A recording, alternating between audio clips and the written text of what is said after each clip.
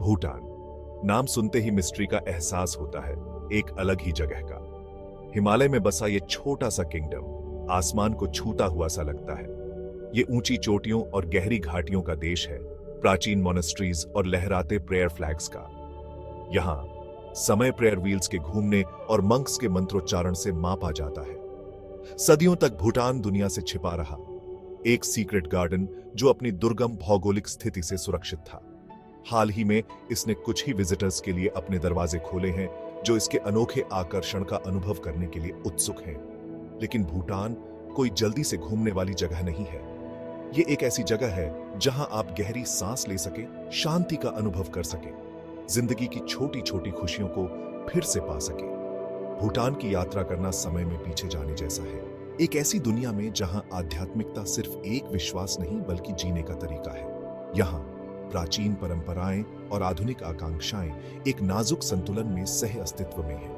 ये एक ऐसी जमीन है जहां अतीत वर्तमान है और जहां भविष्य की कल्पना करुणा और ज्ञान के नजरिए से की जाती है। भूटान की प्राकृतिक सुंदरता बस अद्भुत है।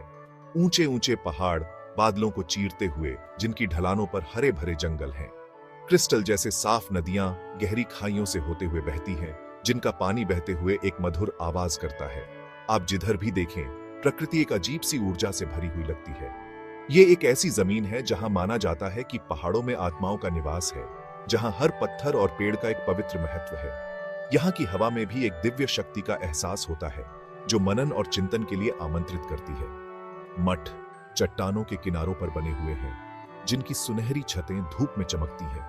अंदर मैरून रंग के वस्त्र पहने ह्यू मंक्स प्राचीन मंत्रों का जाप करते हैं, जिनकी आवाज खाली हॉल में गूंजती है। भूटान के प्राचीन भूभागों में चलना एक आध्यात्मिक यात्रा पर निकलने जैसा है। हर कदम के साथ आपको प्राकृतिक दुनिया से जुड़ाव का एहसास होता है। अपने आसपास की भव्यता पर विस्मय और आश्चर्य का एहसास होता है। ये एक ऐसी जगह है जहां आप खुद को इस क्षण की सुंदरता में खो सकते हैं, पहाड़ों की गोद में शांति पा सकते हैं। भूटान को वास्तव में अलग बनाता है इसका ग्रोस नेशनल हैप्पीनेस के प्रति समर्पण। ये अनोखा दर्शन, जो राष्ट्र के संविधान में दर्ज है, अपने नागरिकों के कल्याण को सबसे ऊपर रखता है। सिर्फ आर्थिक विकास पर ध्यान केंद्रित करने के बजाय भूटान पर्यावरण संरक्षण, सांस्कृतिक संरक्षण और सुशासन जैसे कारकों को प्राथमिकता देता है। इस दर्शन का प्रभाव स्पष्ट है। भूटान के लोगों में शांति और संतुष्टि का एहसास है, जो हमारी तेज रफ्तार दुनिया में दुर्लभ है। यहाँ एक सच्ची गर्माहट और मेहमान नवाजी है, जो ताज़ा और प्रेरणादायक दोनों है। सभी नागरिकों के लिए शिक्षा और स्वास्थ्य सेवा मुफ्त है, और यहाँ समुदाय और सामाजिक उत्तरदायित्व की एक मजबूत भावना है। भूटान का ग्रोस नेशनल हैप्पीनेस के प्रति समर्पण एक शक्तिशाली याद दिलाता है कि जिंदगी में भौतिक समृद्धि से ज्यादा कुछ है। ये हमें अधिक जागरूकता से जीने, उपभोग से ज्यादा कल्याण को प्राथमिकता देने और एक ऐसी दुनिया बनाने का आह्वान है जहां खुशी सिर्फ एक लक्ष्य न होकर जीने का तरीका हो। Section 4 the tigers nest, a monastery in the sky.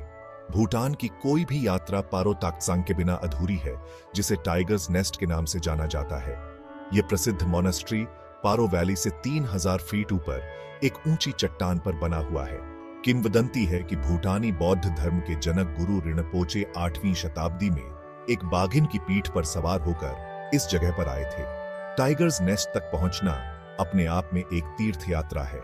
देवदार के जंगलों से होकर जाने वाला ये चढ़ाई वाला रास्ता तय करने में कई घंटे लगते हैं, लेकिन यहाँ पहुंचने के बाद जो सुख मिलता है वो इस मेहनत के काबिल है।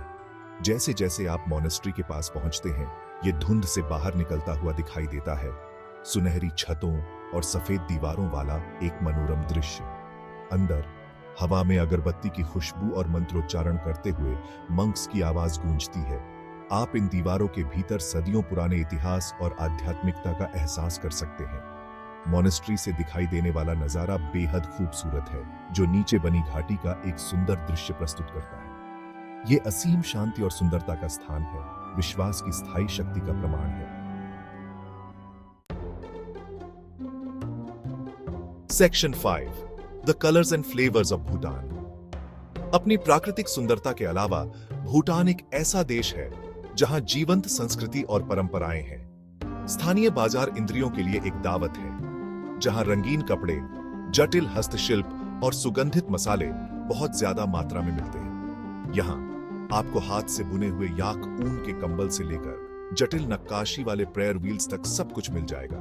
भूटानी खाना एक और खास चीज है जो मसालेदार, स्वादिष्ट और पनीर वाले स्वादों का एक अनोखा मिश्रण है। लाल चावल, जो यहाँ का मुख्य भोजन है, इसे कई तरह की सब्जियों के साथ परोसा जाता है, जिसमें अक्सर मिर्च, पनीर और सब्जियां होती हैं। इमाडाची जरूर ट्राई करें। मिर्च और पनीर से बनी एक तीखी डिश जिसे भूटान का राष्ट्रीय व्यंजन माना जाता है। चाहे आप प्राचीन जोंग्स की खोज कर रहे हो, रंगीन नकाब पहने नृत्य देख रहे हो, या सिर्फ मिलनसार स्थानीय लोगों से बातचीत कर रहे हो, आप भूटानी लोगों की गर्माहट और मेहमान नवाजी से मंत्रमुग्ध हो जाएंगे। उनकी मुस्कान सच्ची है, उनकी हंसी संक्रामक है और उनका जीने का तरीका हमें याद दिलाता है कि खुशी बहुत ही छोटी छोटी चीजों में पाई जा सकती है।